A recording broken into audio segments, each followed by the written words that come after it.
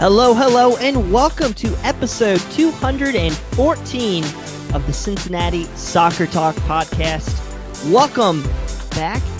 We are here to celebrate the MLS is Back tournament. Yes, we're going to see some soccer this week, folks. Soccer, Saturday night, 10:30, FC Cincinnati versus that team up north that I don't want to talk about that's going to get their butt whooped, and we're finally going to get a W in 2020. Yes. It's back, baby. Welcome, welcome, welcome. I am joined, of course, your host, Brian Weigel. I am joined by a great cast this week of characters. I'm going to start with my little buddy, my little brother from another mother. You know, the biggest Spurs fan I know and wearing a great jersey. Clay Winstead, how you doing, pal? Man, I am excited to be here. I'm ready to talk about the MLS COVID Cup. Excuse me. Sorry. The MLS is Back tournament. Slip of the tongue, I swear. I thought it was the Cancel It Now Cup from all the posts I saw on Twitter from you. We'll get to that, I'm sure. I love it. I love it. We are also joined by the host of the Talkin' Tactics with Coach Goff. Coach Brad Goff, how are you, sir? I am doing fantastic, Spurs got a win. Jose hasn't set anything on fire yet, and we get to listen to March to Match Day this week, so I'm very excited to be here. I was thinking about calling you under your alleged persona, Yop Stom, but is what it is there. That was a great show, and I can't wait to talk to you a little bit more about what to expect in the MLS is Back tournament. And we are joined by our FC Cincinnati beat writer extraordinaire, Jeff Wallner. Jeff, how are you this evening? I'm doing well, except I'm a little outnumbered by Spurs fans here. So a little unfortunate I have to be on here with Brad and Clay, and the week that my boys in blue just delivered a horrendous performance in North London. But what can you do? I'm excited. Soccer's back, and it's going to be fun. Jeff, I've never admitted this in public, but at one time I did have a photo of Everton on my Facebook wall. So I kind of was there. I was kind of feeling it out. Didn't fall in love, but there's still time to convince me, pal. So I can't like the same club as my brother. Can't do it. No. Yeah. Well, we are super glad to talk about FC Cincinnati this week. We have a great show lined up for you guys. If you want to reach out to us, please tweet us at Cincy Soccer Talk this evening. Reply in the chats on Facebook and YouTube, or email us at feedback.com. or feedback at CincinnatiSoccerTalk.com. We are also going to have the phone lines open about 9:25-ish. You can call in at 513-399-KICK, 513-399-KICK. You can chat with producer extraordinaire Nick Suberling. He'd love to talk to you about any topics that you guys might have. Again, that phone number is 513-399-KICK. If you want to call in and give us your thoughts, your predictions on the tournament, and what you think about today's show. Guys, great part of the show that's coming up. We're going to speak to FC Cincinnati midfielder Frankie Amaya. We recorded a great segment with him a little bit earlier this evening. He is down in the bubble in Orlando, so we have a lot to talk to him about, whether if it's talking about Yop Stum, if it's talking about who's mentoring him down there. Is he fighting for a spot in the starting 11, as well as his thoughts on all the social issues, including Black Lives Matter, going on in our time? So that's going to be very exciting to discuss with Frankie. We also are going to talk about the different news between Jurgen Locadia. We will break down the MLS's MLS's Back tournament, Group E, with FC Cincinnati, Atlanta United, New York Red Bulls, and Columbus Crew. We're going to ask Coach for his thoughts on what FC Cincinnati is going to need to do to win, and then we will wrap the show with your listener questions. If you do have additional listener questions, please put it in the chat. We will answer those as best we can. So, guys, without further ado, let's get into tonight's special guest, Frankie Amaya. And joining us now on the phone is FC Cincinnati midfielder Frankie Amaya, joining us from the bubble down in Orlando. Frankie, how are you, sir? I'm good. How are you? Doing wonderful. I'm really excited to have you on here. I think you're probably the most requested player that the fans of FC Cincinnati want to hear. So we're thrilled to have you on the eve of the MLS's Back tournament. So first and foremost, how's Orlando going? How's it been so far? It's good. It's good. It's a little different, but I mean the bubble is I don't even know how to describe it. It's Unique. good. It's good, but unique. Yeah, that's the word I was looking for. But training's been good. It's a lot hotter than Cincinnati, but I mean we're slowly getting adjusted to it. Wonderful. We'll start with a couple easy questions. Get you introduced to FC Cincinnati land a little bit. So we saw this tech ball video of you guys playing down there. Have you been able to enjoy yourself much down there with the guys outside of training? Yeah, that was pretty fun. That tech ball. It was my first time playing with some of the guys, but it was pretty fun. I mean, the pool is always nice. That it's hot outside, and just to get in the pool and cool down a little. And we got some ping pong tables, some FIFA, and a little good activities just to stay with my team. Yeah, well, everybody's really caring about you guys and wanting to see kind of what your days looks like. But there's also been some rumors going around about potentially letting the Major League Soccer players go watch some of the NBA games. Any truth to that? Do you have a favorite team, favorite player you'd like to see if possible? I mean, I wish we could go see the games. I'd love to go see the Lakers play. You know, that's my team. That's who I'd be rooting for. I want to see LeBron, Anthony Davis, all those guys. But just to go to some NBA games would be fun. Hopefully they let us, if anything. So starting to touch more on the tournament itself, Frankie, what are your individual goals once you guys hit the pitch for the first match and going forward in the tournament? My individual goals, I think it's just to play first. I think getting on the starting 11 would be one of my goals. We have a lot of options in the midfield, and to be part of the starting 11 would be good. But after that, if I accomplish that, I think getting in and competing and just trying to be better than I was before. I played 2 games, and we haven't played like in 4 months, but to get back on the field and see what I've been doing wrong and what I've been doing right, and just to improve on all that stuff. You know, you've had some really unique conditions, you know, with the pandemic affecting the team.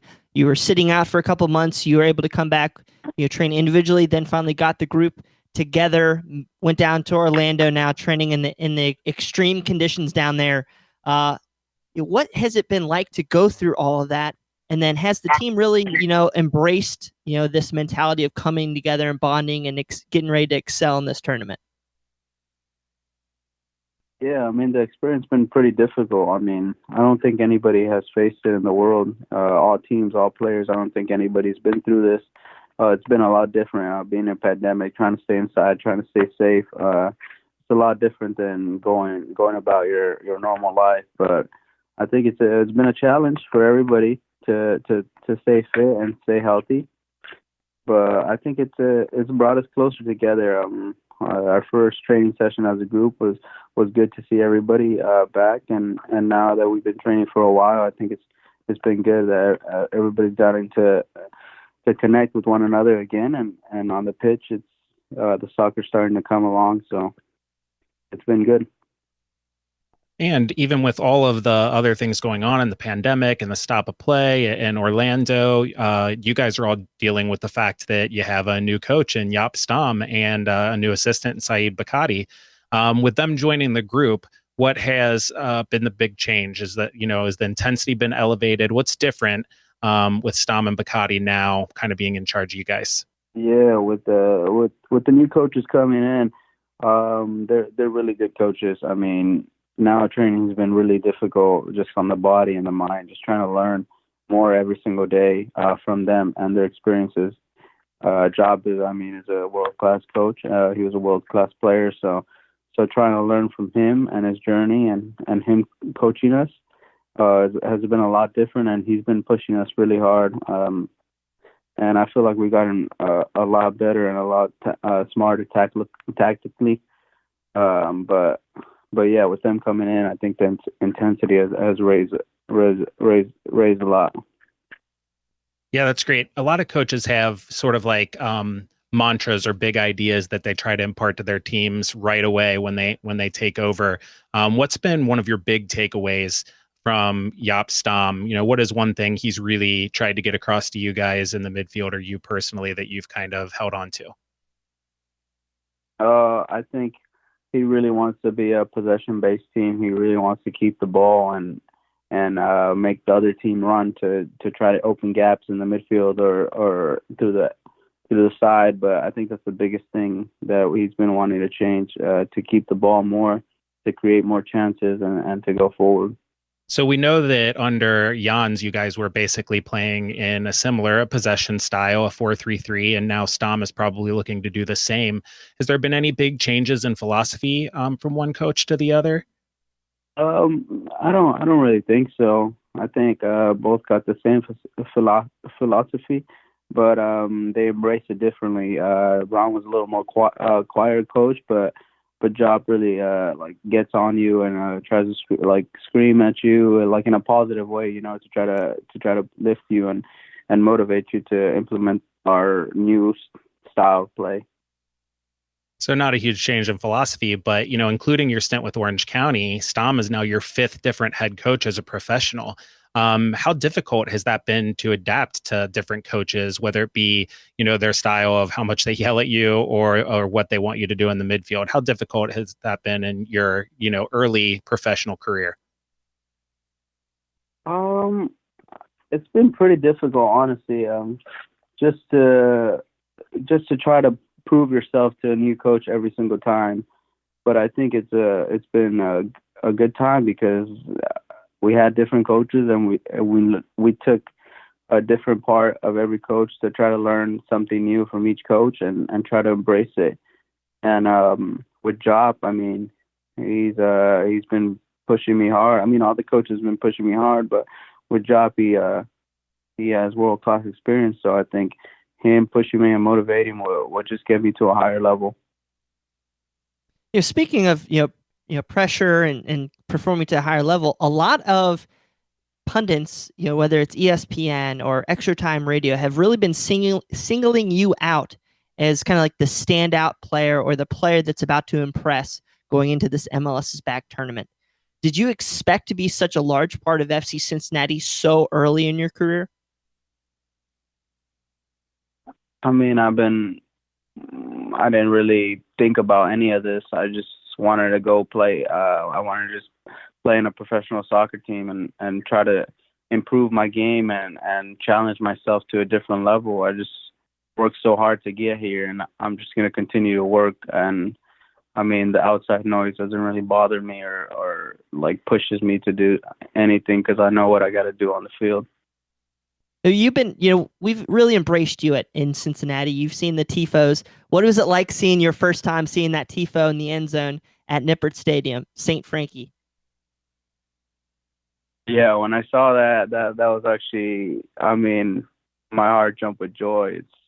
It's just different going to a different city and being by yourself, and then when a city embraces you like that, it gives you hope and motivation to compete for the city and to love the city that you're playing in, and that's why I fight. I mean, I fight to for the patch, for the fans, for my family, and for myself. You know, that's what motivates me to do good in the games. Yeah, and that fight has really shown. Obviously, the fans have gotten behind you, but it seems like the various coaches too. Since the back half of last season, you've been kind of a mainstay in the FC Cincinnati first team and getting a lot of starts. So as a newer pro, have you felt much pressure trying to learn the league while also needing to be one of the most important players in the squad there? I don't really think there's no pressure. I think I know what I got to do, and I got to try to do it at the highest level I could and be consistent every game. I think that's the biggest thing. I mean, just to work hard. That's what I developed my game. I think my hard work stands out. Even though I'm not having the best game or I'm having a good game, I'm just going to continue to work hard and in training and games to try to be the best I could. Absolutely. And, Cincinnatians, they love those players that work hard, the blue collar players. There's been a lot of new additions to the squad, and especially in the midfield with Harris Medunjanin and De Jong. Do you single any other players out that have pushed you in training or maybe pushed you mentally to be better? Yeah, I mean Harris. I learned a lot from him. He's a more experienced guy, a little older guy in the league.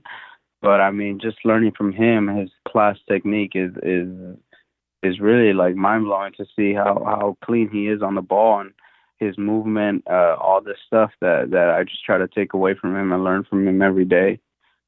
And then Sim, I mean, he has world class technique too. That his positioning and his first touch, that's what I try to take away and see and learn from him. I mean, every guy that's been added has been really good with the team, and I've been trying to learn from the new guys. Now, we had a couple listener questions, Frankie, when we put out that you're going to be on tonight's show. One of these kind of revolved around a post on Instagram that it looks like you're apparently the team barber. So first off, how did that come around? And then Ryan on Twitter says, when can he get a fresh cut? I don't know. During the quarantine, I just started drawing. I started reading. I started cutting hair, and then, I mean, I was just starting cutting my dad's hair, my little brother's, and then I kind of liked it. And I just started cutting some of the guys' team in the hair, and it started coming out pretty good. I mean, it started off bad, but then I said with the improvement, it started getting better, and now I guess people, I got a list of people, but I'll probably start cutting to the public when this pandemic is over. It's dangerous right now, but I mean, I try to stay safe. I can see like a big raffle coming on, like when we get into the West End Stadium, somebody like, for charity, like $20,000, get a haircut by Frankie. I can see it already right now. Little corner shop, Frankie's Fades going in downtown Cincinnati sometime. Yeah, that's my other account, Frankie Fades. So yeah, like it. So you're talking about doing things during quarantine. What other things have you been doing? Have you been watching any specific shows, playing Xbox, PlayStation? What have you been really enjoying? Yeah, I've been watching on Netflix. I think I watched Ozark, and then The Flash, and then Outer Banks, and then All American, and then Riverdale. I think I finished all those. And then I've just been playing PlayStation. I've been playing Warzone and a little bit of Fortnite. But other than that, I mean, I started to draw a little and then cut hair, and then to read a little. I think that's all I've been doing basically. What's something that you've read recently that you'd recommend to the listeners? I've been reading it's called Rich Dad Poor Dad. I mean, it's not the most fun book, but it's like teaching me a little bit about investing and stuff. But I'm slowly finishing that book. But the one I'd recommend is called Relentless. It's a really good book that kind of motivated me to push myself a little bit more. Relentless. Awesome. We'll have to put that in the show notes. So it sounds like you're staying pretty busy. How difficult has it been being separated from your family during the quarantine? I mean, it's always difficult just being separated from my family. I mean, they live in California and I live in Ohio, but I mean, I kind of gotten used to the fact that I know I'm not going home for 8 months or 7 months, so I kind of have to live with it. But I always miss them, I always keep them in the back of my head. I always try to call them and see how they're doing. But I mean, it's the life of a soccer player. But soon, hopefully soon, I get to see him.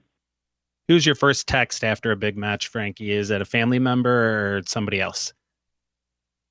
Yeah, it's probably my mom or dad. They're always texting me after the game, or maybe it's my girlfriend. I'm not sure, but it's one of them. Well, Frankie, we do have a couple more listener questions from Zach on Twitter. Frankie, is the plan to beat the Crew on Saturday or destroy the Crew? That's a good question. Hopefully to destroy the Crew. I think as a competitor, you always want to destroy. I don't think it's just good enough to just beat them. You know, you gotta destroy them and try to put them out quick. So. Then another question I had is I know this has been a touchy subject lately, but we've been in a period that's been very difficult, you know, for all people across the country, including a lot of your teammates. You know, we've heard the stories, you know, from Kendall and Joe Zhao. You know, have you guys talked about that or embraced, you know, the Black Lives Matter movement or you know, just the civil changes that we've had? Have you guys been discussing that, or is the focus been, you know, let's just focus on football right now and you know, let's deal with COVID and everything else, you know, at different times? How has the group embraced those? No, I don't think football is the biggest subject right now. I think the Black Lives Matter is a big movement right now because, I mean, we need change in the world. I don't think it's good enough for the African Americans in the world right now. I think they're racially discriminated. I think they're not treated the way they're supposed to be treated. I think it's inhumane how they're being treated.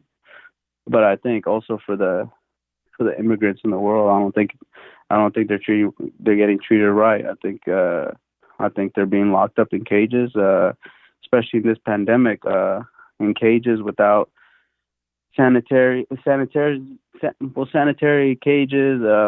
They're not being fed right. They're sleeping on the floor. No blankets. I think they're barely getting any food. I think it's hard for them, you know, like that's the real change that has to be made. Football is just one part of life. And I don't think that's the biggest important thing right now. I think trying to make real change in the world is the biggest priority somebody should be thinking about.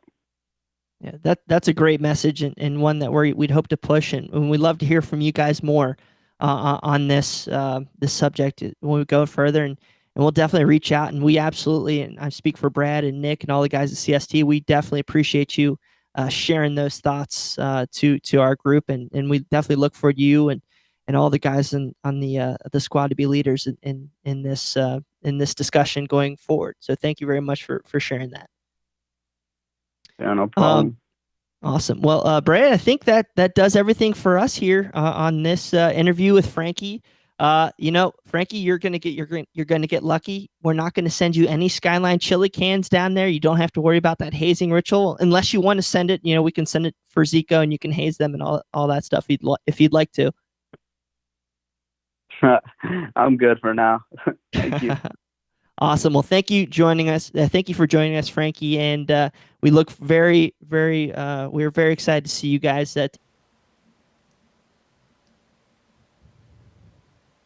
Thank you very much, Frankie Amaya, for coming on the show. It was great talking to him down in that Orlando bubble.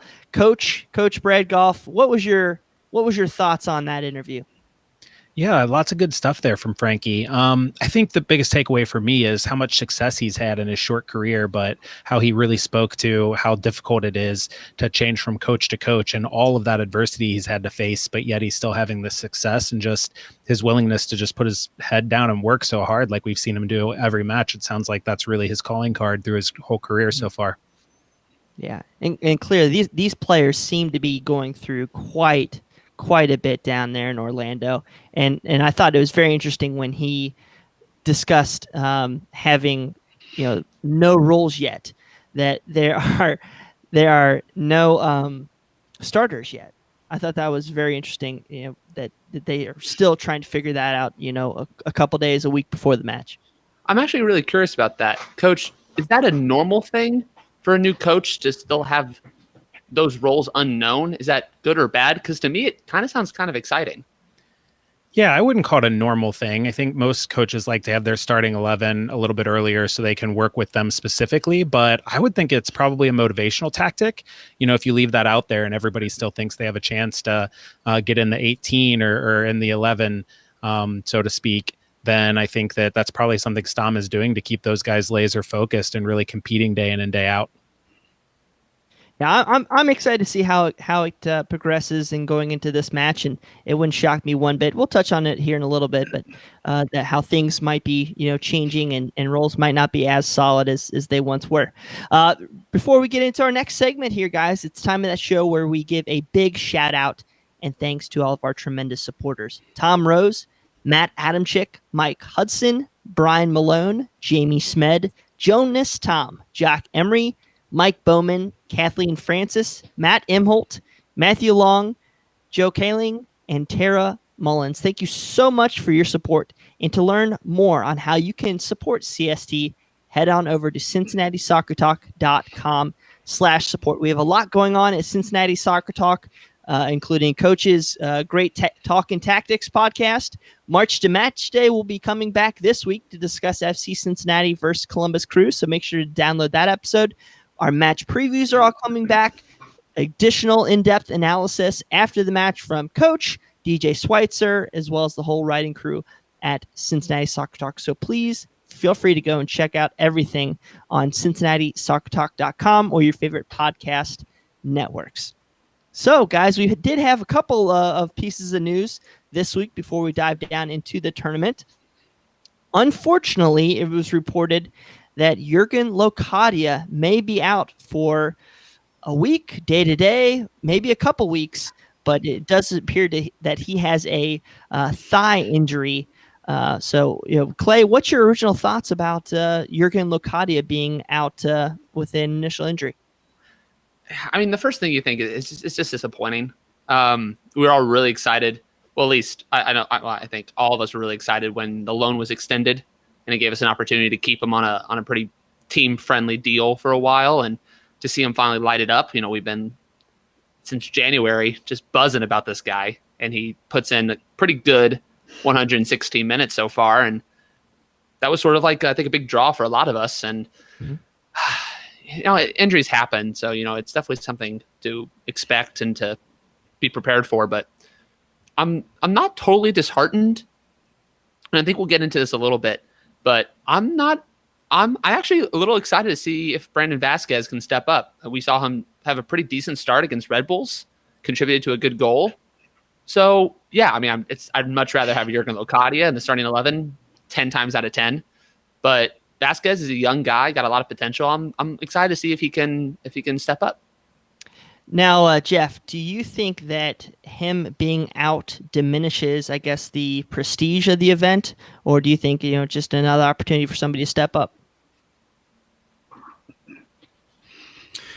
Well, I think it's certainly a disappointment for me personally, for all FCC fans. I think everyone looking forward to seeing him play. We saw those flashes of brilliance over those 116 minutes. But there's still a lot of firepower in this club. I don't know that scoring goals is this club's is the issue with this club. Obviously, Kubo, Vasquez, as Clay touched on, Cruz, De Jong. There's talented guys who have the ability to attack and find the net. The first words that came to my mind when I heard the news was buzzkill. Because I think Locadia is the guy that we were looking forward to seeing in Orlando. But there are still a lot of other guys to watch, and Vasquez being one of them. Yeah, I think it'll be exciting. But now, Coach, how much are we going to have to change our shape? Are we going to have to change our methodology on attack without Jurgen Locadia? So listen, I would say personally, the primary function of a number 9 target player in a 4-3-3 is to receive the ball from the defense or the midfield and then give it back to those people and then distribute from there to the wings, which Vasquez can do, right? It's basically, I call him, use it as like a backboarder, a bouncer, right? You put the ball into him, he finds the open player, and then you go from there. There are a lot of players that can do that job. So I don't think the shape changes. I think the tactic that changes is simply when you have a guy like Locadia that can do more, that can run in behind, that can run the channels, it's something you're going to want to utilize. Something that I think is going to be interesting is if we see Siem de Jong play some center forward, because I think he's done it a bit in his career, and I could totally see him being the perfect kind of player that can not only receive that ball, hold it up, and distribute from there, but also will draw some attention, because if you do let him turn, he can punish you. Mm-hmm. I am disappointed that we're not going to be able to see him initially, but I do still feel excitement in the fact I think we can compete without him. We have Siem de Jong. Could he play number 9, coach? Yeah, that's what I was just saying. I think that not only has he done it before in his career, but as in terms of being that backboard that I was talking about, it really suits him because he's got such a clean first touch. And it would also allow him to conserve his legs a bit. So I could see him getting some minutes there. I'd be actually shocked if he didn't. I think we'll see Vasquez some too. The one thing I'm really happy about is that we loaned Daly out, not because I have anything against him, but that's just an experiment we've seen already. And he has a lot more growing to do before he can compete on the MLS level. So I'm excited that we're going to get to see a combination of Vasquez and de Jong and whoever else as opposed to Daly. I think that's a good thing overall. And, it's an early season tournament. I want to compete and I want to have success, but I'm excited to see these guys in different roles. I'm excited for Kubo and Regaton and the lot of them to have that pressure of having to be the guy to create and score goals. And that's just going to make us better when Locadia does come back, assuming we can have some success doing it. The way Coach described how we could use de Jong reminds me a little bit of how Liverpool used Firmino. He was not a typical number 9 through most of his career. They put him up there with Mane and Salah. He's basically, his job is just to get the ball to them, and they're scoring goals. And, if it, obviously I think that's the best case scenario, but that's something exciting to look forward to. That got me really amped just now. So I'm pretty excited for that. Yeah, 100%. You go with an increased emphasis on the wings. Sorry, Jeff. And then and those wings have to create the goal scoring opportunities. You see it some with teams like LAFC as well, when they have like a guy like Christian Ramirez out there. Okay. I think another aspect of the disappointment is we were looking forward to seeing how that Siem de Jong Locadia partnership would develop. We're just going to have to wait a little bit longer to see that. Hopefully a week max. Hopefully we can get him back by game 2 or game 3. You never know in these muscle injuries, and you don't know how his rehab's going to be and get back on the field. Of course, we don't really know the extent of the injury. He said, Coach Dom said day to day, but he's also said maybe a couple weeks. So it's going to be interesting. I'd love to see him out in the field, but I also don't want to jeopardize him going forward. We did have some sad news on the tournament. Unfortunately, FC Dallas has been withdrawn from the MLS is Back tournament due to, I believe, 10 confirmed cases. Looks like Nashville could be on their way out. There's rumors that other clubs are advocating that they withdraw as well due to their 5 positive and potentially 8 total positive cases, depending on how the latest tests come back at the late on the 7th, as we're recording right now. That hasn't been confirmed yet. It might change by the time this drops, so we'll see what happens. But overall, we've been hearing that the players in the bubble do feel safe. Is it perfect? Absolutely not. But Alejandro Bedoya said Florida's going to Florida, so I don't know. See how that goes. Overall, I think it's disappointing for Dallas and potentially Nashville. We do have a question, and I'll let Clay handle this here. From Joe Pipitone, do you see the tournament being canceled, to your point earlier on social media, or potentially compromised by the recent COVID positive cases? FC Dallas exiting, ? I am hearing out of the 557 people there, cases are isolated to about 15. I don't think the tournament will actually be canceled. I've been pretty unnuanced. I don't know if that's the right word. In my calls on social media to just go ahead and nix it now. But I know that's kind of an extreme position. I know I have some support, but that's not a very popular decision either. No, I think what we can tell is that the bubble is working. When they're in Orlando, the teams the spread has been contained to that certain team. So clearly some players in Dallas were still going through the incubation period, did not test positive while they were carrying the disease. And then when finally positive tests started coming back, they had already had a chance to spread among the team training. Now, there's a lot of issues with that, but the way MLS designed their bubble, it did work. FC Dallas players aren't, as much as we know, haven't spread it to other floors of the hotel. Other teams aren't getting the disease from them. So it was a pretty contained issue, and it sounds like Nashville's probably the same. Like I said, there's a lot of issues that led to those teams having that many cases, but the way MLS isolated them did work. And so I think the key will be whether we see these LA teams in Houston, some of these other teams that arrived today and yesterday, how they test going into the later in the week. If the test results stay pretty low, all things considered, I think we can definitely expect a handful. That's just sort of the nature of the game at this point. But if it isn't like a FC Dallas situation and most teams are fine or have low numbers, I think the tournament will go on. Jeff, I don't know if you agree to this point. I think the only way that this tournament doesn't go, or maybe gets canceled, we'll say, the only way that this tournament gets canceled or postponed is if a team like an FC Cincinnati, who's been here for 8-9 days in Orlando, if they start developing test cases, then the bubble, in theory, is not working. Yeah, and I think obviously they're prepared for the event of positive tests. They certainly would know that going in. Unfortunate when you have, as reportedly, 10 with Dallas in a situation like that. But from just talking to FC Cincinnati players and staff, the precautions that they're taking down there are extreme. So if this virus is still making its way around, there really isn't a whole lot more that MLS can do. There isn't a whole lot more that the clubs can do. So we'll just have to wait. We'll just have to wait and see. But where things go from here. Sure. Now, Coach, you can speak to this a little bit. Some of these teams have had their matches delayed. For example, Toronto FC is now finding their game versus DC United pushed back to July 12th. Then they're going to have to, so that's a Sunday. Then they're going to have to turn around and play, that next, I believe that next Wednesday, the 15th. You're significantly going to have to alter your lineup in that heat of Florida, correct?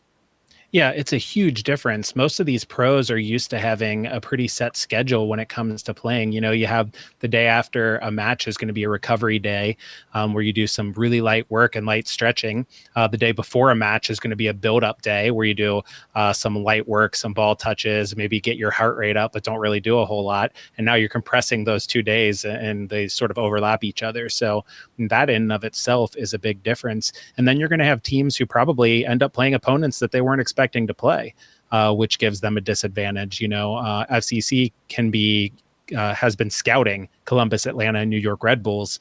If the groups get mixed up, which they will because of FC Dallas, I can't imagine how being one of those teams who all of a sudden has a new opponent. I think it's an interesting thing to have as a coach. Yeah, I'm still very interested to see what happens with that Group A. Especially when Nashville, what happens with them here in the next couple of days, and how additional changes might occur. Hopefully that I'd be okay if the tournament, delayed a couple of days and gave these teams an extra, rest versus having the short regen period for Toronto, or hell, even DC, I believe, is losing today. So it's difficult and hopefully it gets better, but we'll keep you guys updated when we can with all the changes coming, which we expect to hear on likely on Wednesday. I can't imagine anything later than Thursday. So we will check that out. Guys, if you have any questions or concerns or thoughts on anything going down with Jurgen Locadia, the tournament down in Orlando, or anything that you heard from Frankie, please give us a call, 513-399-KICK, 513-399-KICK. Love to talk to you about anything you want in relation to FC Cincinnati. I do really want to give a quick shout out and a special thank you to several members of the staff at FC Cincinnati for keeping our show filled with guests and helping us with content in this tough time down in Orlando. So just wanted to give a big shout out to Kevin Noonan, He's been an extreme help on getting the players in. And, with all the time changes, we've had cancellations due to training. We do appreciate his help in lining up as many interviews as we can. Another, special shout out to Alex Steck for coming on the show. Charlie Hatch, he's doing great content and giving us, plenty of information. And definitely Matt Schisler for giving some more on the ground information. So thank you guys. I know there's a lot of other staff at FC Cincinnati that we aren't mentioning right now, but all you are appreciated. Everyone from the front office, the coaches down to, the ticket staff and operations. So you guys are doing a great job. And, hopefully we get you back in Nippert sometime this year. So guys, we got 20 minutes left in the show here. I think it's finally time we start to dive down into the MLS is Back tournament. If you guys want a thorough breakdown of all the groups, please go and check out a special one-off episode that I had of my old podcast, which is called Watchin' MLS with the Ginger and Joe. Clever name. Ha ha ha. So you can go check that out on my social media feeds. It's a great preview of all six groups. Joe Rancio is my partner in crime, and he's one of the smartest guys I know when it comes to MLS. So go check that out. Download it if you want a little bit additional information than what we offer here on Group E. Speaking of Group E, that's Atlanta, FC Cincinnati, New York Red Bulls, and the Columbus Crew.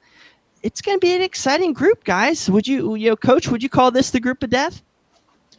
I don't know if I'd go that far. I think, one, it's just really hard to tell. You have Atlanta, who's traditionally very good, but without Joseph, and you have New York Red Bulls, who are traditionally very good. Crew is on the rise. So it's a lot of teams kind of in flux, whether they're on the way up or down, or on the way down. So I don't know about group of death, but for sure it's going to be an interesting group because it's super competitive. Any one of these teams, and I think even FC Cincinnati, could win this group. So it's going to be a fun group to watch. So FC Cincinnati will be starting, their first match first, Columbus Crew. And, I wanted to talk a little bit. Let's break down these briefly, we'll say, because you can get the more detailed breakdowns on further shows as well as all the March to Match Day podcasts with Boston, Razzle Dazzle Brazzle, and Brad Evil Twin Weigel. So go check that out on the downloads. But speaking of Columbus, Coach, give us your breakdown of what to expect going into this match.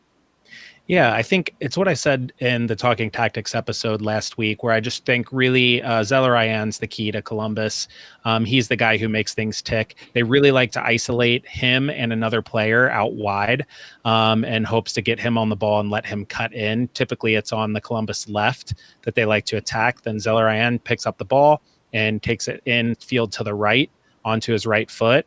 And from there, he's not looking to create his own shot. He's looking to spray that ball all the way out to the right to maybe like Harrison Offal or somebody.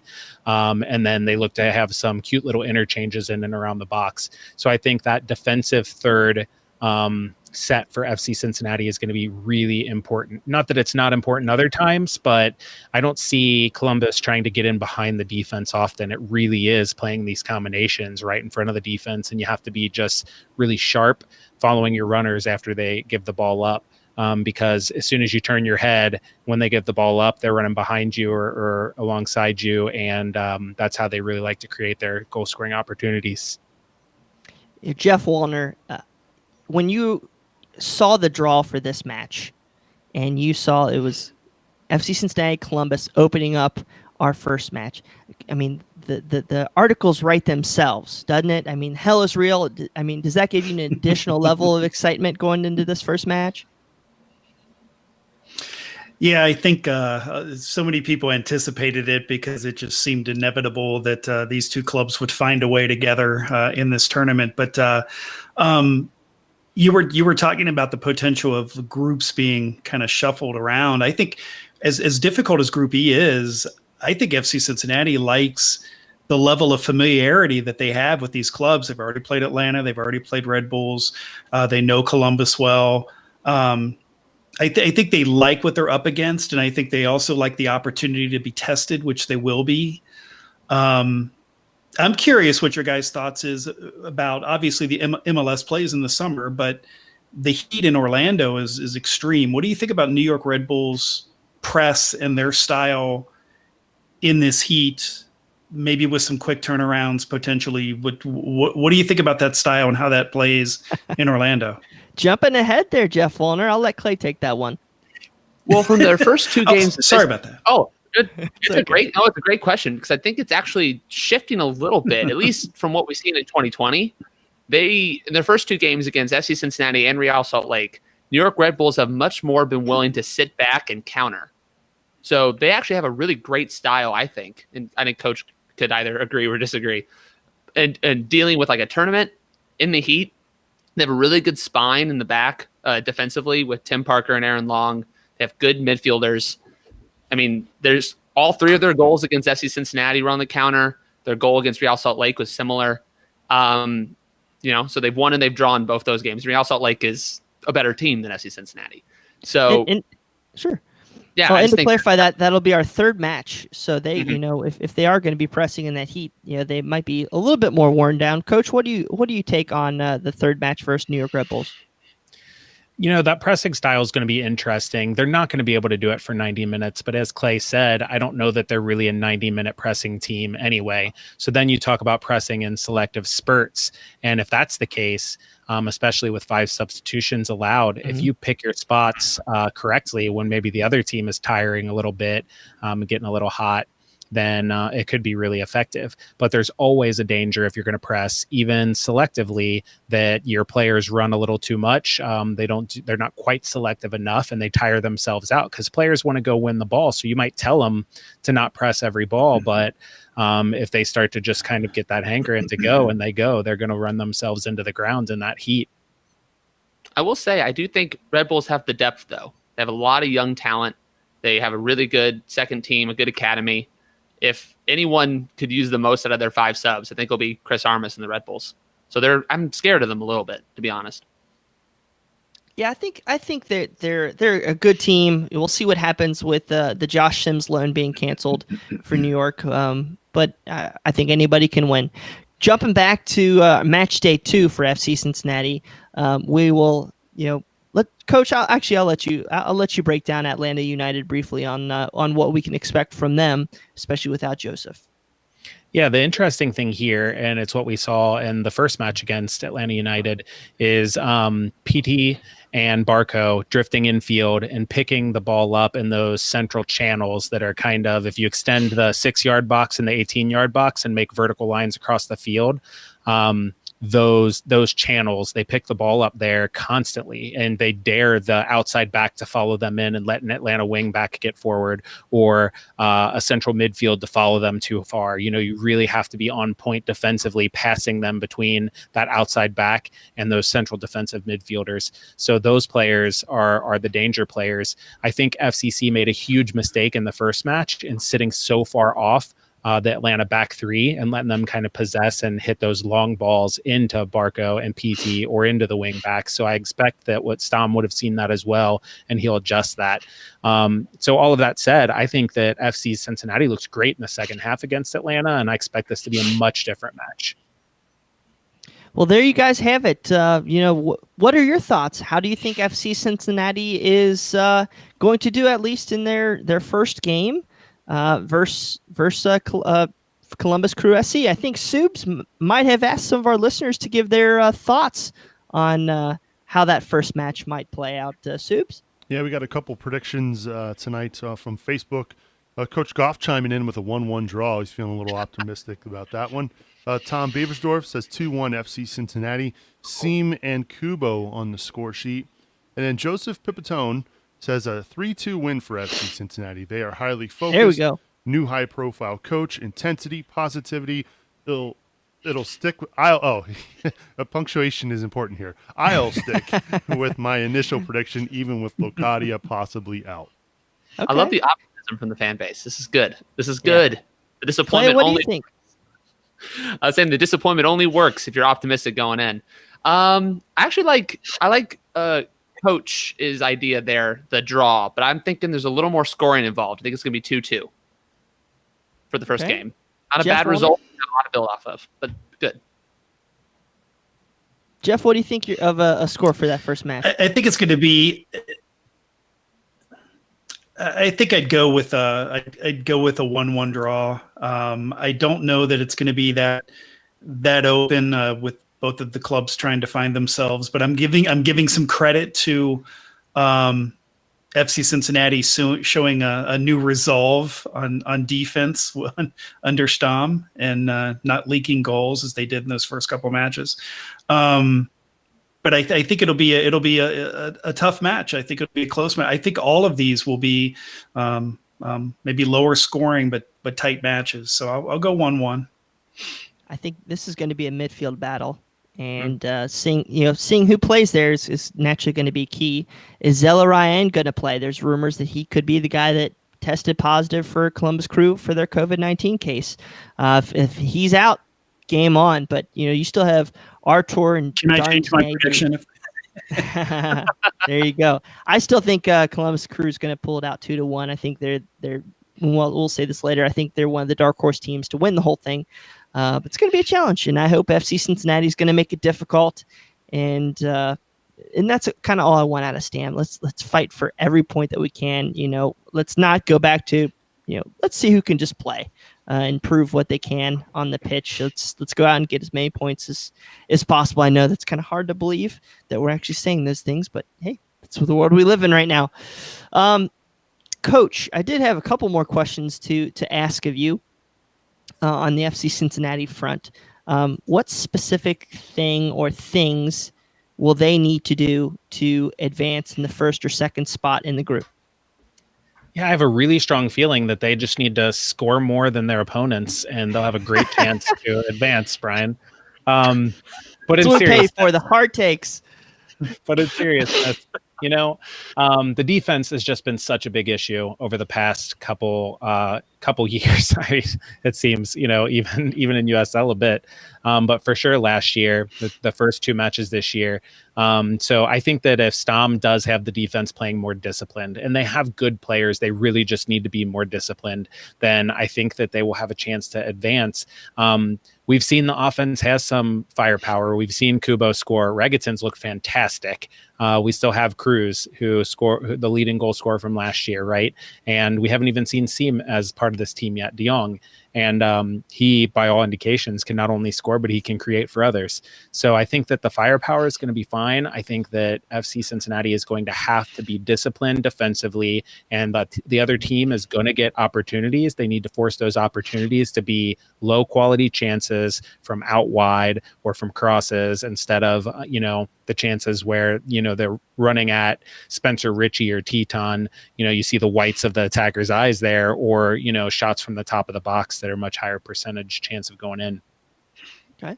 And this is something that maybe we all can look talking for. to Tom Peterson. That's fine. Go ahead. Sorry, Brian. Just talking to Tom Peterson on one of the Zoom calls last week, and he mentioned that Stamm's focus, particularly on defense, is the details and just preaching patience, being smart with the ball, concentrating on defense, reducing mistakes with the ball, and just really kind of keeping it simple. It's not really kind of an aggressive approach, but just being smarter and making those key decisions and not avoiding those mistakes that lead to goals. And maybe that with this group makes as big a difference as anything. Okay. Now, this question is for Coach, and then we'll get into a couple predictions for the rest of us here.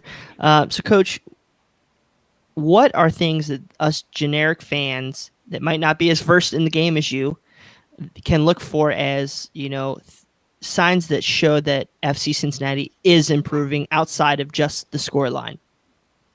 I would look at how many touches that the opponents get in the defensive third where they're facing the FC Cincinnati goal. Too often the FC Cincinnati center backs have allowed those forwards to get the ball on the half turn and be able to face up the goal that they're attacking or receive the ball running towards our own goal, the FCC goal. So how many touches do they get where they don't have a defender right on their back forcing them away? Another thing that I would look for is that transition from defense to attack and how smooth that looks. Does it look like FC Cincinnati has an idea going forward of a way to transition between the thirds from defensive to middle to attacking third? Or does it look like they're just playing possession? Every team out there can possess the ball if you sit back off of them and let them. But if you have that idea of how you want to go between the thirds, whether you're pressed or whether somebody sits back, that's going to aid you in creating your attack. So those are two major things that I would look for, one defensive and one sort of offensive, to see if that improvement is really happening. Awesome. Well, guys, make sure to check out Coach's Talking Tactics podcast, Talking Tactics with Coach Goff. You can download that on all your major podcast platforms. He gets into great analysis on FC Cincinnati. I'm sure you're going to be doing some reaction pieces on CincinnatiSoccerTalk.com after the matches. So please, guys, go check all that out. We've really loved to have a coach join us. I know he's had a busy schedule lately, and we do appreciate him taking his time to come and talk to us tonight. So thank you, Coach. Guys, let's get into a couple predictions. I'm going to ask 2 predictions from each of you. We'll start with Clay, then we'll go to Jeff, then we'll go to Coach Goff. I want your dark horse, and then I want who you think the favorite is. So go ahead, Clay. All right, my dark horse for all my friends out in Portland, Oregon. There's a party in Portland. No one's sleeping tonight. I think they're a great bet to get out of that group. I think LA Galaxy is still looking rough. LAFC does not have Carlos Vela, who knows that in Houston's still rebuilding. They're getting their new Polish DP. I do not know how to pronounce his name. I've only read it, so I will not say it, but he looks really good out of Poland. Hasn't played for them yet. A Bobasi off the bench would probably be great in the wide areas. They're learning how to play defense better. Savarese's teams, I think, play really well in the playoffs, so I think I keep an eye on them as a dark horse. But I do think the favorite for me is Toronto FC. Going into the season, Michael Bradley was injured. Some of their players are a little older. Will they be able to recover from that deep playoff run? And now they've basically had a whole offseason. Michael Bradley's healthy. Their new DP Piata is here. Yeah, thank you.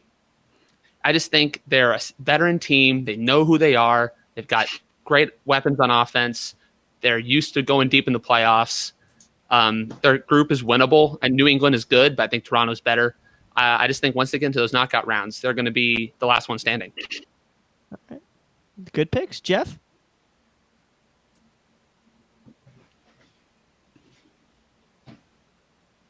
Jeff, are you there?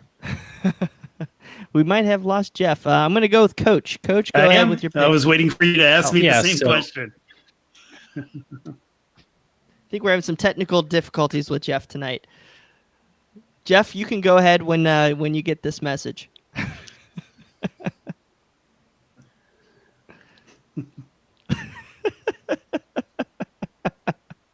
Can you hear me? We're having a little bit of a delay, Jeff. I can hear myself, but you can't hear me. You can move on to Clay. You can move on to Coach. All right, Coach, go ahead, pal. Move on to Coach. So I think I like the Portland shout, but they always start so slow, right? Every season, it seems.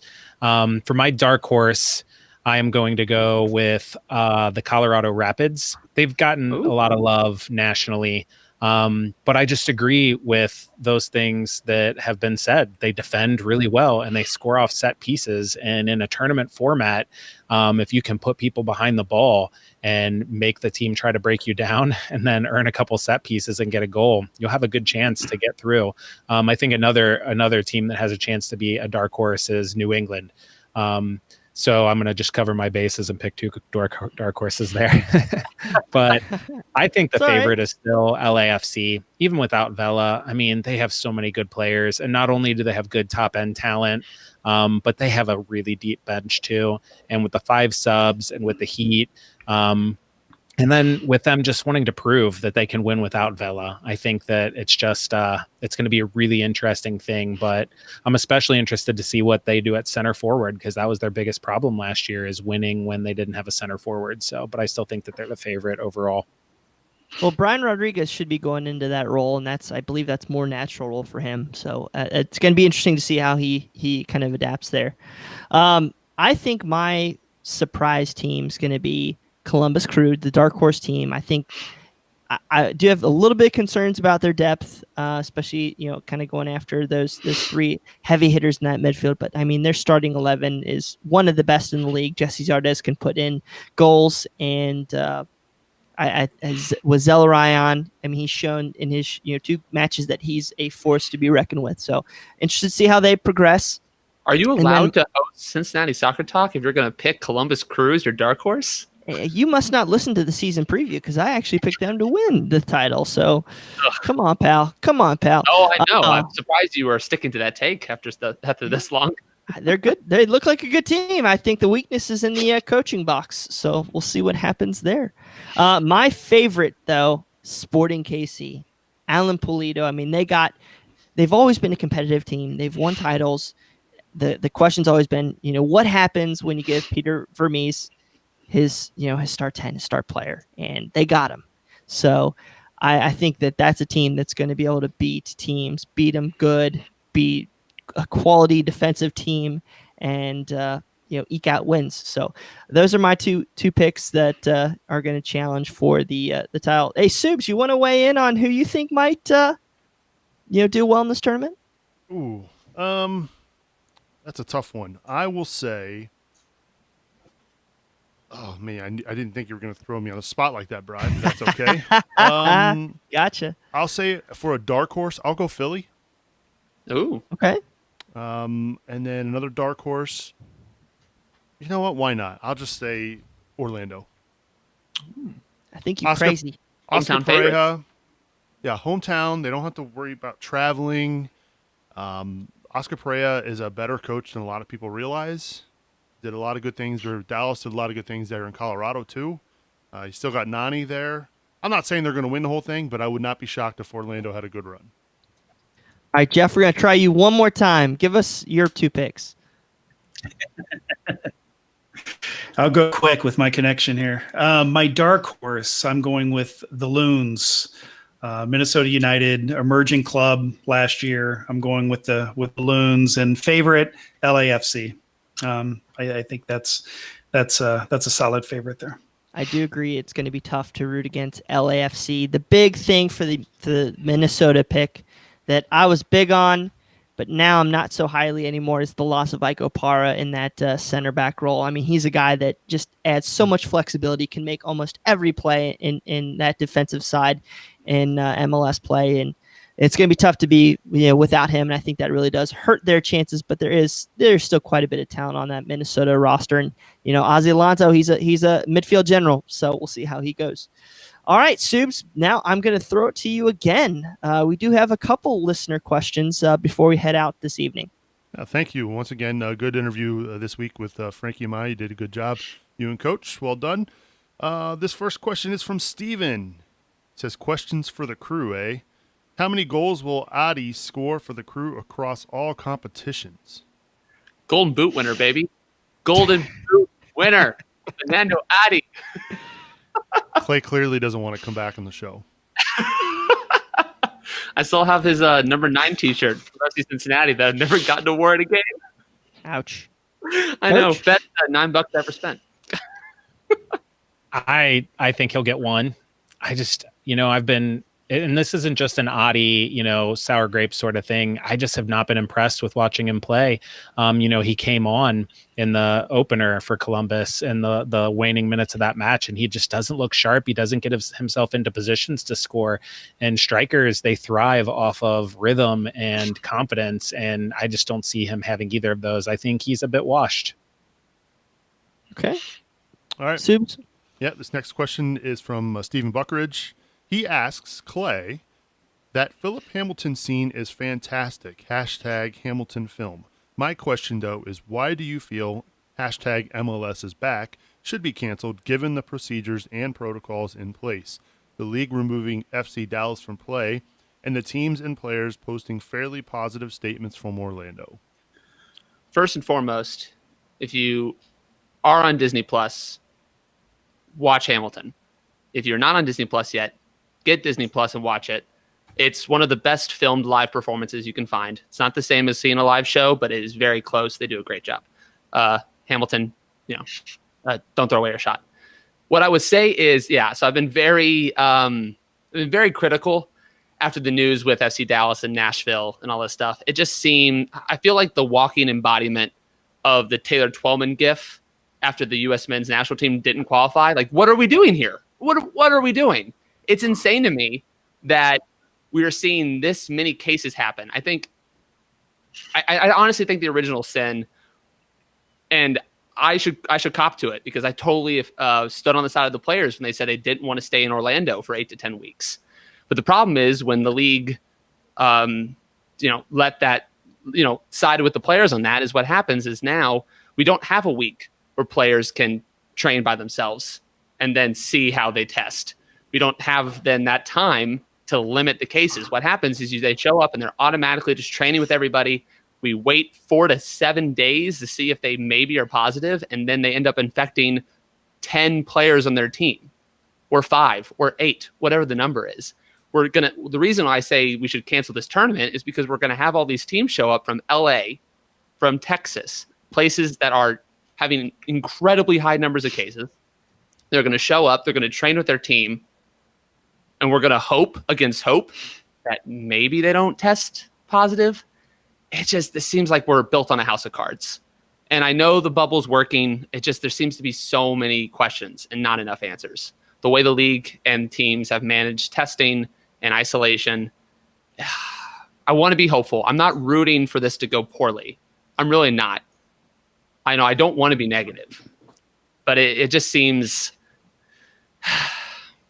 it's hard to be optimistic about this tournament when you see all these players getting sick and then having to back out. So I don't want to say cancel the tournament, but at this point, just cut your losses and hope that no one else gets hurt. But I know I'm in the minority on that. Watch Hamilton. It's great. I own Disney Plus, and I probably won't watch it. It's just my profession and my life's love, Subs. No worries. Fair enough. All right, this last question comes from Larry Wickel. He says, Locadia, really injured or being held up for league play? What league play? My point is, when I saw this question, Subs, is I don't think we can guarantee that there's going to be league play after this tournament. With how things are going right now, it's really going to be a coin flip, 50-50 if that happens. I think, you've heard reporting with Pat Brennan saying that that's kind of gone a little, quiet. You've heard other people say maybe 18 to 22 matches. It's definitely not going to be the full 34. So I can't imagine he's being held up, but if there isn't a season, just give him a run out for 10 minutes and let everybody feel better about it. Gotta figure out to pay the guy. Yeah, and beyond all that, what even if there is league play, what are you holding them up for? That late season playoff run, run to the championship? FC Cincinnati doesn't have the luxury of holding anyone up. You put your cards on the table now. The fan base needs something to get excited about. You want to see what you have in this guy. You need this player to start clicking with your other new players if you hope to have a successful season. I think there's zero chance that this is a total stunt. At best, I could see him being, a little bit, felt a little bit of a twinge, and they say, oh, he might be out 2 weeks just to put the other teams kind of off the scent, and maybe he plays at best. But I definitely don't think it's a ploy to hold him out for any sort of season. You can't go 0-5 to start the season and expect to make the playoffs. I mean, that's just, there's no shot. Especially with a limited tournament. Well, a limited season, potentially. Mm-hmm. Yeah, I think FC Cincinnati really needs to come out of this tournament with 4 points minimum through these 3 matches to feel like there's any chance of still progressing. But, there's still a lot of crappy teams in the East, so we'll see what happens. Just look at Group A, and they're all within 1 point of us. So, well, thank you very much, Subs, for doing that. And I think we're going to be pretty busy in the next week covering some matches and a lot of podcasts. So thank you for producing all this great content. Yeah, we staying up late to do a post-game show Saturday night. It's going to be a late one, buddy. Depends how drunk I am. So that means a yes. Shoot. We have a family reunion, and then we have a river party. Like basically, everybody's outside, but it's gonna be hanging out down by the river, and then so it's gonna be a long day before the match. So The Bronx gonna be blackout. That's what we're saying. I might be slithering my words, which is about as normally what I do. So maybe less pitchy, Coach. Inside joke. Love it. We move on. Thank you very much, Subes. Love you, No bud. problem, buddy. Okay, guys. Well, thank you all for joining me so much for coming out to this great show before MLS is back tournament. Time for our final thoughts. So I'm going to let Jeff Wallner give us his first final thoughts of the evening.